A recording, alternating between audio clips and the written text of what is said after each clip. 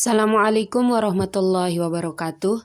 Saya Riyadul Jannah, Prodi Pendidikan Biologi semester 5. Video ini dibuat untuk memenuhi tugas dari dosen kami yaitu Ibu Siti Wardatul Jannah yang mengampu mata kuliah ekotoksikologi.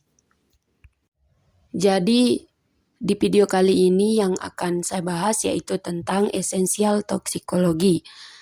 Nah, dari esensial toksikologi ini ada beberapa sub pembahasan, yaitu yang pertama pengertian esensial toksikologi, kedua tujuan toksikologi, ketiga lingkup kajian toksikologi, dan yang terakhir logam berat.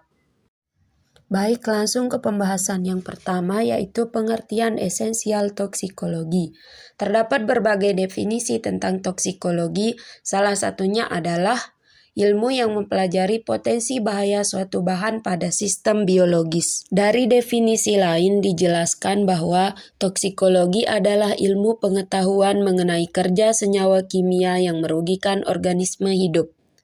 Toksikologi merupakan cabang dari farmakologi yang didefinisikan sebagai ilmu pengetahuan tentang interaksi antara senyawa kimia dengan organisme hidup. Dasar toksikologi adalah biologi, kimia, farmakologi, fisiologi, imunologi, dan patologi. Toksikologi berperan dalam berbagai bidang kehidupan, antara lain dalam industri makanan, yaitu penggunaan zat adiktif makanan, dalam dunia pertanian, yaitu penggunaan pestisida, dan dalam industri kimia, yaitu berkaitan dengan pelarut dan komponen lain di dalam proses produksi suatu bahan kimia. Toksikologi digunakan untuk mengkaji perilaku bahan kimia dan dampak negatif yang ditimbulkannya, baik terhadap manusia maupun lingkungan. Itulah sedikit pengertian tentang esensial toksikologi. Baik, kita beralih ke pembahasan selanjutnya yaitu tujuan toksikologi. Tujuan toksikologi antara lain mengenal dan mengkaji mekanisme efek toksik bahan kimia terhadap makhluk hidup agar manusia dapat menggunakan dan hidup berdampingan dengan toksikan tanpa menimbulkan efek yang merugikan.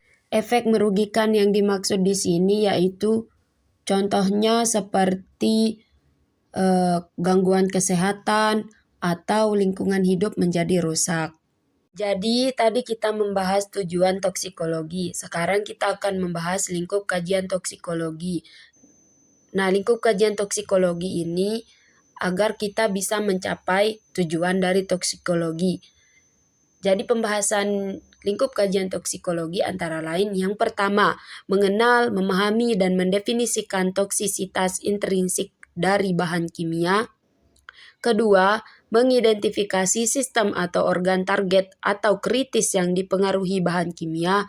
Dan yang terakhir, menilai risiko dan mengevaluasi dampak dari bahan kimia.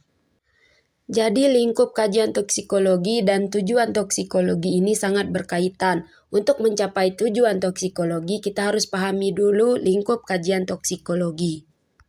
Baik, kita beralih ke pembahasan selanjutnya. Ini pembahasan terakhir yaitu tentang logam berat. Di sini ada dua sub pembahasan. Yang pertama logam berat esensial, yaitu logam dalam jumlah tertentu yang sangat dibutuhkan oleh organisme. Contoh dari logam berat esensial yakni zinc atau lambang kimianya Zn bernomor atom 30 dan massa atom relatif 65,39. Ia merupakan unsur pertama golongan 12 pada tabel periodik. Kemudian yang kedua yaitu logam berat non-esensial. Logam berat non-esensial adalah logam yang keberadaannya dalam tubuh masih belum diketahui manfaatnya, bahkan bersifat racun. Adapun perbedaan dari logam berat esensial dan logam berat non-esensial yaitu logam berat esensial merupakan logam berat yang dalam jumlah tertentu dibutuhkan oleh tubuh dan dapat bersifat racun jika dikonsumsi secara berlebihan. Sedangkan logam berat non-esensial merupakan logam berat yang belum diketahui manfaatnya bahkan juga bersifat racun. Jadi kesimpulannya adalah keduanya memiliki unsur racun, akan tetapi untuk logam berat esensial dalam jumlah tertentu dibutuhkan oleh organisme. Ya, jadi itulah sedikit pembahasan terkait esensial toksikologi yang dapat saya sampaikan. Semoga bermanfaat untuk kita semua. Kalau ada kesalahan saya mohon maaf. Sekian dan terima kasih. Assalamualaikum warahmatullahi wabarakatuh.